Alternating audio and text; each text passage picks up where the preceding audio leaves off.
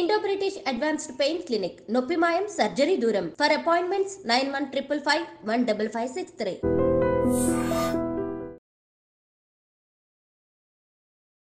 అందరికీ నమస్కారం. నేను Swaroopa Potlapalli. Welcome to iDream. Manchu ఫ్యామిలీలో గొడవలు తారా స్థాయికి చేరుకున్నాయి. ఒకరి మీద ఒకరు ఫిర్యాదు చేయడం అనేది జరుగుతుంది. మంచు మనోజ్ ఫిర్యాదు మేరకు విజయ్ రెడ్డి, కిరణ్ అనే పలువురు వ్యక్తుల మీద కేసులు బుక్ అయ్యాయి. మరోవైపు చూస్తే మోహన్ బాబు రాచకొండ పోలీస్ కమిషనర్ కు లేఖ ద్వారా ఫిర్యాదు చేయడంతో మనోజ్ తో పాటు ఆయన భార్య మౌనికా రెడ్డి మీద కూడా ఎఫ్ఐఆర్ చేయడం అనేది జరిగింది. ఈ రెండు ఎఫ్ఐఆర్స్ లో కీలక అంశాలు బయటికి వచ్చాయి. ప్రస్తుతం నాతో పాటు అడ్వకేట్ ఆజాద్ గారు ఉన్నారు. ఆయనతో మాట్లాడి ఈ కేసులకు సంబంధించిన అనేక ఇంట్రెస్టింగ్ విషయాలు తెలుసుకుందాం. నమస్తే ఆజాద్ గారు. నమస్తే అమ్మా. ఇప్పుడు చూసారు కదా, తండ్రి కొడుకులు ఒకళ్ళ మీద ఒకళ్ళు కేసులు పెట్టుకున్నారు. బిఎన్ఎస్ యాక్ట్ ప్రకారం పలు సెక్షన్ల కింద కేసులు నమోదయ్యాయి. ఈ సెక్షన్ల గురించి వివరిస్తారా? ఎలా ఉంటాయి ఈ కేసులు? ఒకటండి, ఇది జనరల్ గా మనం చూడాల్సింది ఒక ఫ్యామిలీకి సంబంధించిన వ్యవహారం. అంటే జనరల్ గా మొన్న 3 days నుంచి, గత ఆదివారం నుంచి ఇది నడుస్తా ఉంది. సో ముఖ్యంగా ఏంటంటే, అంటే మనకు తెలిసిన జనరల్ సమాచారం ఏంటంటే, ఈ ఆస్తుల దగ్గర గొడవ అని చెప్పి చెప్పడం జరిగింది. లేదా నిన్న ఇందాక మనోజ్ గారు మాట్లాడుతూ, లేదంటే ఆ ఆస్తుల దగ్గర కాదు, నా కుటుంబ వ్యవహారము, చిన్న పాప ఉంది నాకు, తర్వాత పిల్లలు ఉన్నారు. సో నాకు ఇట్లా జరిగింది, నాపైన దాడి జరిగింది, దానికోసం నేను రక్షణ కోసం ఉంటున్నానని చెప్పి ఆయన చెప్పడం జరుగుతాం. ఏదైనప్పటికీ కొంత ఇన్వెస్టిగేషన్ కొనసాగాలి. దీంట్లో పోలీసు వారు కొంత ఇన్వెస్టిగేషన్ కొనసాగిన తర్వాత అసలు అప్పుడు మొత్తం మనకి వివరంగా తెలుస్తుంది. కాకపోతే ఎఫ్ఐఆర్ అంటే ఏంటంటే, ఫస్ట్ ఇన్ఫర్మేషన్ రిపోర్ట్ అని అర్థం, మనకు తెలుసు. ఎవరైనా ఈ భారతదేశంలో పుట్టిన ప్రతి వ్యక్తి ఎవరైనా సరే కంప్లైంట్ ఇచ్చినప్పుడు పోలీసు వారు ప్రాథమిక సమాచారం, జస్ట్ ప్రైమరీ ఇన్వెస్టిగేషన్ లో ప్రాథమిక సమాచారం కోసం ఒక ఎఫ్ఐఆర్ ని తీసుకుంటారు. దాంట్లో భాగంగా ఏంటంటే, ఇప్పుడు వీరిపైన మామూలుగా మంచి మనోజ్ గారి పైన మోహన్ బాబు గారు ఫిర్యాదు చేసిన ఆ ఫిర్యాదు మేరకు ఒక ఎఫ్ఐఆర్, సాధారణ ఎఫ్ఐఆర్ కట్టడం జరిగింది. సో దాంట్లో సరే 359 మామూలు బిఎన్ఎస్ సెక్షన్ కొత్తగా మారింది కాబట్టి ఏం లేదండి, క్రిమినల్ ట్రెస్ పాస్, బిఎన్ఎస్ అంటే ఏం లేదు, 359 అంటే క్రిమినల్ ట్రెస్ పాస్ కింద. అలాగే క్రిమినల్ ఇంటిమిడేషన్ అంటే ఉద్దేశపూర్వకంగా ఉద్దేశపూర్వకంగా ఆ ఇంటిలోకి ప్రవేశించడం. అలాగే త్రీ త్రీ అంటే ఆ బిఎన్ఎస్ ప్రకారం చూసుకున్నట్లయితే ఇది మూకుమ్మడిగా. సో ఏలే సింపుల్ అంటే ఉద్దేశపూర్వకంగా ఆయన ఇంట్లోకి వీళ్ళు ఎంటర్ అయ్యారు. సో అది సెక్షన్, అది దానికి సంబంధించిన వ్యవహారం, అది క్రిమినల్ సంబంధించిన వ్యవహారం. సో సివిల్ మ్యాటర్ అంటే ఒకటే గుర్తుపెట్టుకోండి, భారతదేశంలో పుట్టిన ప్రతి హిందూ పురుషుడికి సంబంధించిన ఆస్తిలో ఎవరికి రైట్ ఉండదు. ఇది మీరు గమనించాలి. ఇప్పుడు నేను సంపాదించిన ఆస్తి ఏదైతే ఉందో నా కొడుకు కూడా రైట్ ఉండదు, ఈవెన్ నా భార్య కూడా రైట్ ఉండదు, నా భార్య బిడ్డలకు కూడా రైట్ ఉండదు. నేను సంపాదించిన నా ఆస్తి నా ఇష్టం వచ్చినట్టు నేను ఎవరికైనా ఇచ్చుకోవచ్చు, దారిన పోయే దానయ్య కూడా ఇచ్చుకోవచ్చు, ఏదైనా ఎంజాయ్ చేయొచ్చు, సెల్ఫ్ ఎక్వైర్ ప్రాపర్టీ అయితే. సో నేను ఏమనుకుంటే, దీని ఫస్ట్ కాంచి నేను గమనిస్తా ఉన్నాను ఏంటంటే, ఈ సంబంధించిన వ్యవహారం, ఆస్తికి సంబంధించిన వ్యవహారం, ముఖ్యంగా ఏదో కొన్ని సంబంధించిన ఏవైతే కీలకమైన ఆస్తులు ఏవైతే ఉన్నాయో దాంట్లో గొడవ స్టార్ట్ అయింది అనేది అంటే మనకు వచ్చిన వార్తలు. కాకపోతే మరి దానికి సంబంధించి వాళ్ళకి సంబంధించిన కుటుంబ పెద్దలు, అలాగే రాజకీయ ప్రముఖులు, తర్వాత సినీ రంగ ప్రముఖులు, వీళ్ళందరూ కూడా కూర్చుని మాట్లాడుతున్నట్టున్నారు. సో అది ఒక భాగం పెడితే, మనం లీగల్ గా పోతే దీనికి సంబంధించిన లీగల్ వ్యవహారాలు మనం చూసుకున్నప్పుడు సివిల్ కి సంబంధించిన అది మ్యాటరు. క్రిమినల్ ఏంటంటే, ఎవరైనా సరే దాడి చేస్తే, ఇప్పుడు ఉదాహరణకి అతను ఎవరు విజయ్ రెడ్డి అని లేకపోతే కిరణ్ అనే వాళ్ళు ఈయన మీద దాడి చేశారని చెప్పి, ఆ ఇంట్లోకి అక్రమంగా చొరబడ్డారని చెప్పేసి, చొరబడినప్పుడు ఇతనికి అంటే వాళ్ళని అడ్డుకునే సమయంలో ఇతను కూడా గాయాలైనని చెప్పేసి మనకు కనపడతాం. అది కూడా ఏముండదండి, అది కూడా జనరల్ గా చెప్పాలంటే, ఇతను కొట్టినందుకు జనరల్ గా ఏదైతే ఉందో, ఇతను కొట్టినందుకు, ఇతనిపై దాడి చేసినందుకు ఆ సెక్షన్ కింద అతను విజయ్ రెడ్డి అతను ఎవరో ఉన్నారు కదా కిరణ్ పైన కేసులు నమోదయ్యే అవకాశం ఉంది, ఆ ఎఫ్ఐఆర్ విషయంలో మాట్లాడుకుంటే. రెండోది, అది కూడా క్రిమినల్ సంబంధించిన క్రిమినల్ ట్రెస్ పాస్ అవుతుంది. అంటే ఇప్పుడు మా ఇంట్లోకి, ఇప్పుడు మా ఇంట్లో ఉంది, మీ స్టూడియో ఉంది, ఎవరైనా ఉన్నారు, ఎలాంటి పర్మిషన్ లేకుండా అక్రమంగా చొరబడినందుకు దీనికి క్రిమినల్ ట్రెస్ పాస్ అంటారు. ఓకేనమ్మా. సో క్రిమినల్ గా ట్రెస్ పాస్ కాబట్టి సేమ్ ఆ విజయ్ రెడ్డి ఎవరు, కిరణ్ XYZ ఎవరైతే ఉన్నారో 9 మంది అంటున్నారు, వారిపైన కూడా అదే నమోదయ్యే అవకాశం ఉంది. అలాగే ఇతని పైన దాడి జరిగితే, ఒకవేళ ఇతను ఆ దాడి కనుక సివియర్ కనుక జరిగినట్లయితే అటెంప్ట్ టు మర్డర్ కింద జరిగే అవకాశం ఉంటుంది. జనరల్ గా ఏంటంటే IPC 324 కింద మామూలుగా నమోదు చేస్తారు, అంటే కొట్టినట్టు తిట్టినట్టుగా సంబంధించి. అలాగే ఒక హిందూ పురుషుడు కనుక తను జీవించి ఉన్న కాలంలో ఆస్తిని ఆయన ఇష్టం వచ్చినట్టు చేసుకోవచ్చు. లేదు, ఒక హిందూ పురుషుడు మరణించిన తర్వాత మాత్రమే అది వాళ్ళ యొక్క వారసులకు వస్తుంది. దట్టు ఆ హిందూ పురుషుడు వీలునామా వ్రాయకుండా మరణించాలి. ఈ పాయింట్ నోట్ చేసుకోండి. ఎవరైనా ఒక హిందూ పురుషుడు కానీ స్త్రీ కానీ, ఎవరైనా సరే, హిందూ పురుషుడు కానీ స్త్రీ కానీ, తనకు సంపాదించిన సెల్ఫ్ ఎక్వైర్ ప్రాపర్టీ ఏదైతే ఉందో వీలునామా కనుక వాళ్ళకి సంబంధించిన లీగల్ హెయిర్స్ ఎవరైతే ఉన్నారో వాళ్ళకి వెళ్తుంది తప్ప, ఈ వీలునామా కనుక ఆయన రాసినా కూడా లేదు బతుకున్నప్పుడు మొత్తం ఆయన ఎంజాయ్ చేసినా కూడా దాన్ని ఎవరు అడిగారు హక్కు అయితే భారతదేశంలో అయితే లేదండి. మంచు మనోజ్ మీడియాతో మాట్లాడుతూ కాసేపటి క్రితం కొన్ని మాటలు చెప్పారు. ఇది తన ఆత్మ గౌరవానికి సంబంధించిన విషయం అని, అలాగే తన భార్య పిల్లలకి థ్రెట్ ఉందని, వాళ్ళ మీద ఈ దాడికి పాల్పడడం అనేది కరెక్ట్ కాదు అని ఆయన వ్యాఖ్యానించడం జరిగింది. ఈ విజయ్ రెడ్డి కావచ్చు, కిరణ్ అనే వ్యక్తులు ఎవరి ప్రోద్బలంతో వాళ్ళ మీద అటాక్ చేసి ఉంటారని మీరు భావిస్తున్నారు? అంటే ఒకటండి మనం ఆలోచించాల్సింది ఏంటంటే భారత రాజ్యాంగం ప్రకారం ఆర్టికల్ 21 ఒకసారి మనం గుర్తు చేసుకోం. దాంట్లో ఏంటంటే రైట్ టు లివ్, ఒక వ్యక్తికి జీవించే హక్కు ఉంది. సో అతను ఉందాక గౌరవప్రదంగా ఎవరు అతని పైన ప్రెజర్ పెట్టకుండా జీవించే రైట్ అతని పైన ఉందండి. కాబట్టి ఇక్కడ కూడా మంచు అనేది ఆయనకు సంబంధించిన కుటుంబానికి సంబంధించిన ఎవరైనా దాడి చేసినా అది నేరమే. అది ఎవరైనా ఖండిస్తాను, నేను కూడా ఖండిస్తాను, అందులో మొహమాటమే లేదు. సో వేరే గుర్తు తెలియని వ్యక్తులు వచ్చి అతని పైన దాడి చేయటం, సో అతను చిన్న పిల్లలు ఉన్నారని చెప్తున్నాడు, ఒక 7 నెలల పాప ఏదో ఉన్నారని చెప్తున్నారు అతను. అలాంటి 7 విషయాల్లో నెలల కూతురండి. అంతే కదండి. ఇప్పుడు అది అది ఎవరైనా ఖండించాలి. ఎందుకంటే అలాంటి దాడులు జరిగినప్పుడు ఏంటంటే కుటుంబ వ్యవహారాలు కుటుంబంలో తెలుసుకోవచ్చు, కానీ చిన్న పిల్లలు ఏం చేశారు? చిన్న పాప 7 నెలల పాపను ఎంత భయభ్రాంతులకు గురవుతారు. ప్లస్ ఆమె ఇంకా బాలింతగానే ఉంటుంది ప్రజెంట్. ఇప్పుడు మహిళలకి డెలివరీ అనేది మరో జన్మ కదమ్మా. సో ఆ సందర్భంలో ఆమె యొక్క మానసిక స్థితి ఏ విధంగా ఉంటుంది, అతని యొక్క మానసిక స్థితి ఏ విధంగా ఉంటుంది. అతను లేనప్పుడు గుర్తు తెలియని వ్యక్తులు వచ్చి దాడి చేస్తే సహజంగా ఒక భర్తగా కానీ ఒక కుటుంబ పెద్ద కానీ ఎవరికైనా భయం ఉంటుంది. ఇవి నేనైనా భయపడతాను, అది సహజం, మానవ సహజం. ఆ విషయంలో ఆ సందర్భంలో అయితే ఆయనకి మనం ఖచ్చితంగా సపోర్ట్ చేయొచ్చు. అలా గనక జరిగితే దాన్ని ఖచ్చితంగా ఖండించవచ్చు. ఎవరైతే 9 మంది నిందితులు ఉన్నారో వారు కనుక అక్రమంగా చొరబాటు జరిగినప్పుడు పోలీసు వారు వాళ్ళని ఎవరైతే ఉన్నారో విచారించి జనరల్ 41A నోటీస్ ఇస్తారు. నోటీస్ ఇచ్చి ఒకవేళ నిజంగా కనుక క్రిమినల్ ఇంటిమిడేషన్ జరిగింది, వాళ్ళు అరెస్ట్ కనుక తప్పదు అన్నప్పుడు వాళ్ళని అరెస్ట్ చేసే అవకాశం ఉంటుంది. అది లీగల్ గా వెళ్తుంది. లాయర్ గారు, అలాగే మోహన్ బాబు కంప్లైంట్ చేస్తూ కూడా తన కొడుకు తన తోటి ఆస్తులకి సంబంధించి గొడవకు దిగుతున్నాడని, అతని నుంచి తనకి ప్రాణహాని ఉందని ఆయన కంప్లైంట్ లో లాడ్ చేయడం అనేది జరిగింది. ఎందుకు ఆస్తుల గురించి ఇంత ప్రాణహాని కొడుకు నుంచే జరిగే వరకు పరిస్థితి వచ్చిందంటారా? ఇది ప్రతి ఇంట్లో ఉన్న వ్యవహారమే మేడం. ఓపెన్ చెప్పాలంటే మనం అనుకుంటాం కానీ భారతదేశంలో ఉన్న ప్రతి కుటుంబ సభ్యుల్లో ఎంత క్లోజ్ ఉన్నా, తర్వాత ఎంత క్లోజ్ అన్నదమ్ములు ఉన్నా కూడా ఒకటే చెప్తాను, ఇప్పుడు ప్రతి ఇంట్లో ఉంటది. ఇప్పుడు మా ఇంట్లో కూడా ఉంది. ఓపెన్ చెప్తున్నాను, ప్రతి ఇంట్లో ఏదో సందర్భం ఉంటది. కాకపోతే అది బయటపడే సమయంలో బయటపడుతుంది. కాకపోతే ఏంటంటే కుటుంబ పెద్దగా ఆయన క్రమశిక్షణగా ఉన్నప్పుడు ముందే దాన్ని, అంటే పబ్లిక్ లో వాళ్ళు ఉన్నారు కాబట్టి మనం చేస్తాం. మా దగ్గరకు వచ్చే కేసులు ఉంటాయి, 4 అన్నదమ్ములు 3 అన్నదమ్ములు ఉంటారు, కొట్టుకొని మా దగ్గరకు వస్తారు, నాకు అది కావాలి ఇది కావాలని చెప్పేసి. మరి అది ఎవరు మీడియాలో ఎక్కడ రాదే, ఎందుకు రాదు? ఒక కామన్ మ్యాన్ ఎవరు చూడరు. వీళ్ళు సెలబ్రిటీ కాబట్టి వీళ్ళ ఇంట్లో జరిగిన ఏ చిన్న సంఘటన జరిగిన, ఈయననే కాదు, ఏ సెలబ్రిటీలో ఏది చిన్న సంఘటన జరిగినా మీడియా సంబంధించిన ఏదైతే ఉందో ఆటోమేటిక్ గా మీడియా అటెన్షన్ అనేది కామన్ గా ఉంటుంది. సో ఇది పెద్దగా ఏది ఇప్పుడు ఏదో దీనివల్ల సమాజానికి ఏమీ నష్టం జరిగింది ఏం లేదు, లేకపోతే ఇంకేదో దేశానికి వచ్చి నష్టం జరిగేది ఏం లేదు. కుటుంబ వ్యవహారం కుటుంబంగా జరుగుతుంది.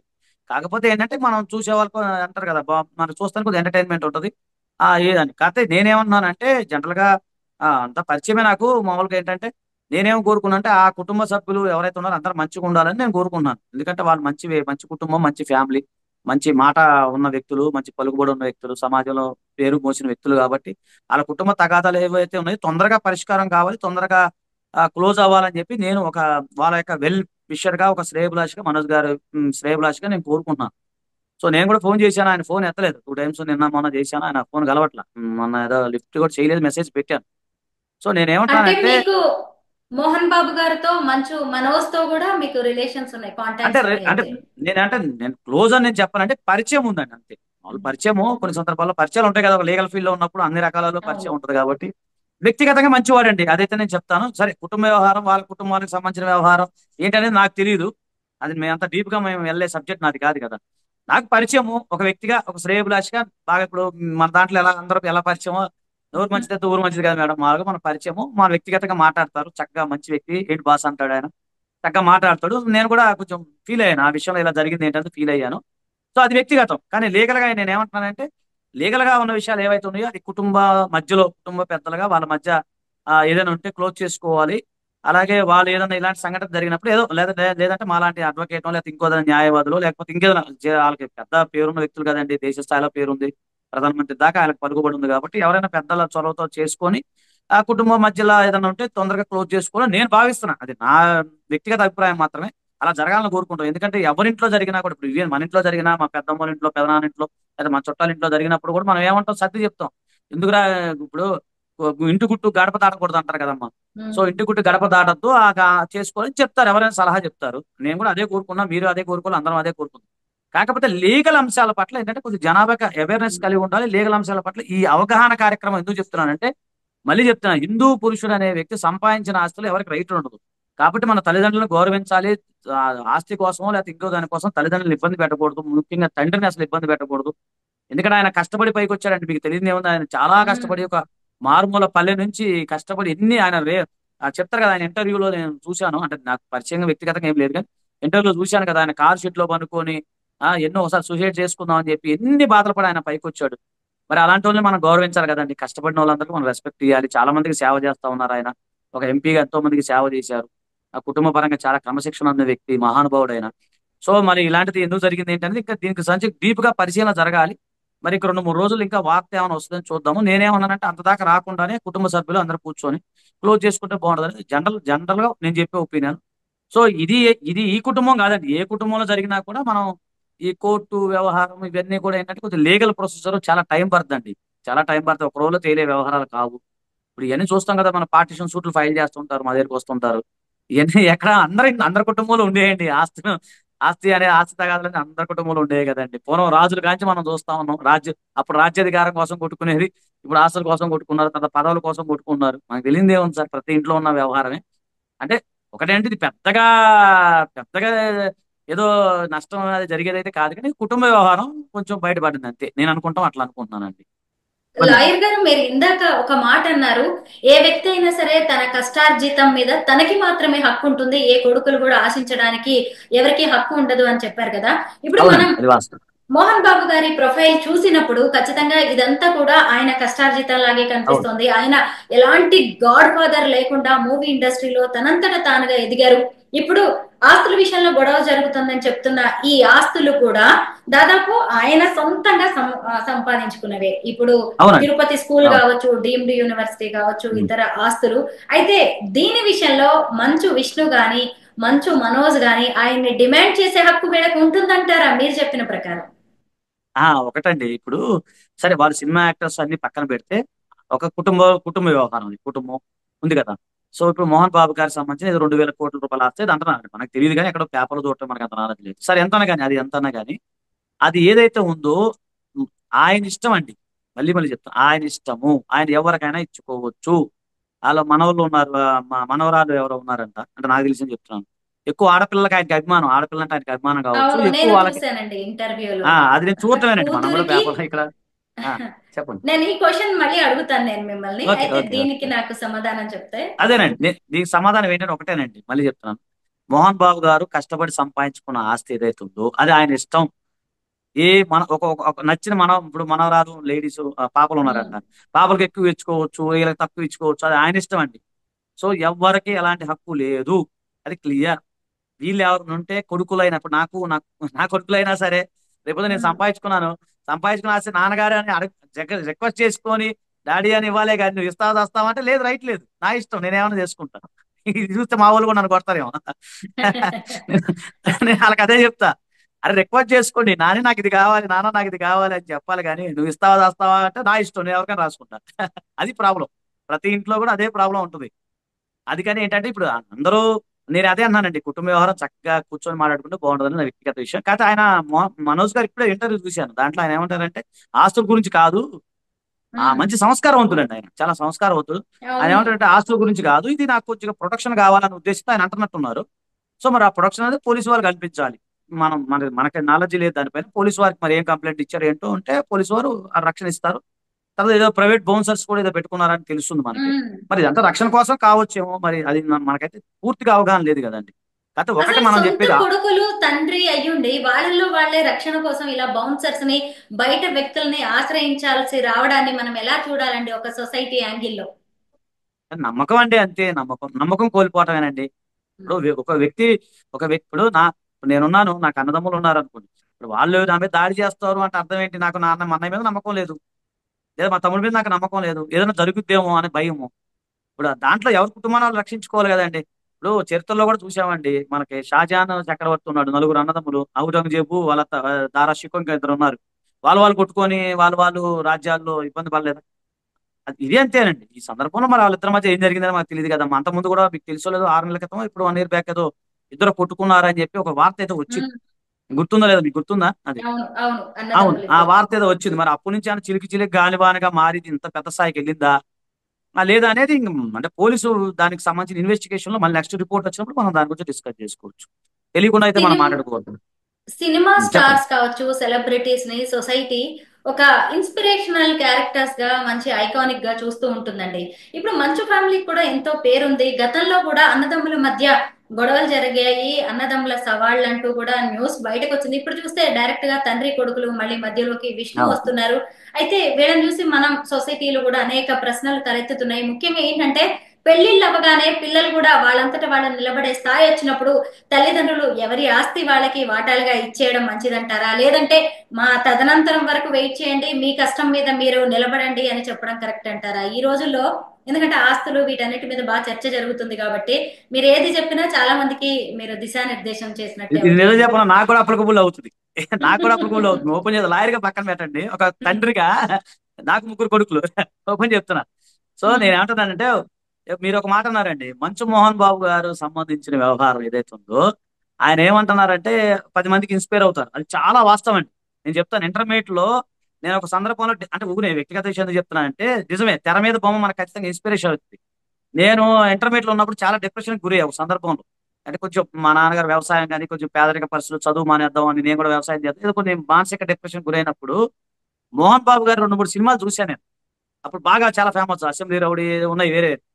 చూసిన తర్వాత ఒక పనికిరాని ఒక వ్యక్తి, ఫస్ట్ అసెంబ్లీ రౌడీ సినిమాలో స్టార్టింగ్ లో ఆయన పాత్ర ఎట్లా ఉంటుందంటే ఒక పనికిరాని వెధవ.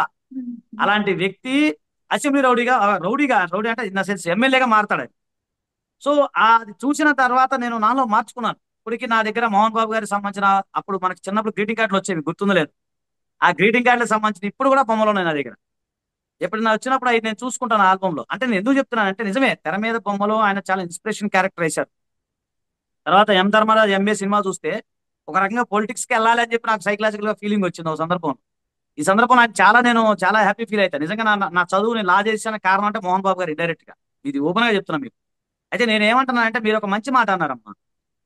ఒక తండ్రి కొడుకుల విషయంలో తన కాళ్ళ మీద తను నిలబడే విధంగానే ప్రయత్నం చేయాలి. పూర్వం నుంచి కూడా అదే వస్తుంది సాంప్రదాయం. ఇప్పుడు నేనున్నాను, మా నాన్నగారు కూడా ఓపెన్ చెప్తాను. మా నాన్నగారు కూడా నాకు నువ్వు కష్టపడి చదువుకోరా అని వదిలేశాడు. సరే, తర్వాత ఆస్తుల సంగతి పక్కన పెట్టండి. ఎందుకంటే కష్టం విలువ తెలియాలి ఒక బిడ్డకి. మనం మన మీకు విదేశాల్లో చూసుకున్నట్లయితే, వేరే కంట్రీస్ లో, అమెరికాలో అయితే మీకు 18 ఇయర్స్ రాగానే ఇంట్లోంచి పంపించేస్తారు. మీరు అది కనుక్కోండి, ఎవరైనా కనుక్కోండి. ఆ 18 ఇయర్స్ దాటంగానే మేజర్ అవ్వగానే నువ్వు ఇంట్లోంచి వెళ్ళిపోరాని పంపించేస్తారు. ఎందుకు, నీ కాళ్ళ మీద నువ్వు బతకమని చెప్తారు.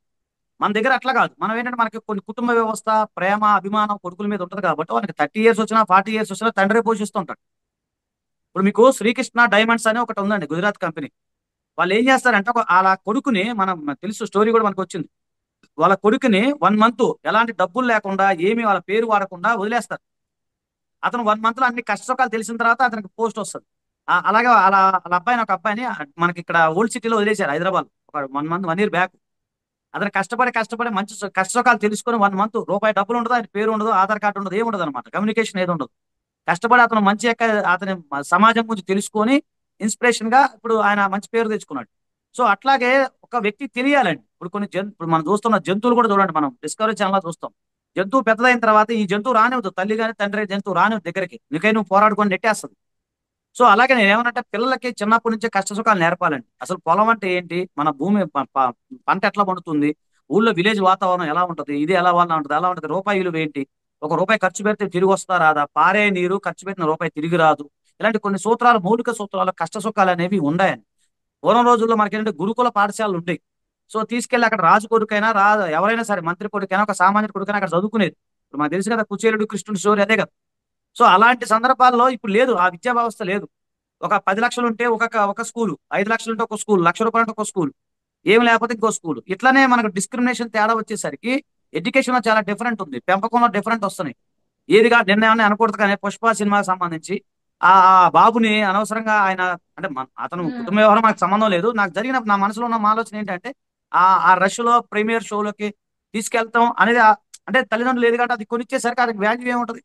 ఇప్పుడు ఈ అబ్బాయి చదువుకునే వయసులో, ఒక చిన్న పిల్లోడు చదువుకునే వయసులో పుష్ప నేను స్మగ్లర్ అన్న ఆ మైండ్ సెట్ ఎట్లా వస్తుందండి? మనకు ఖండించి చెప్తేనే అవుతుంది.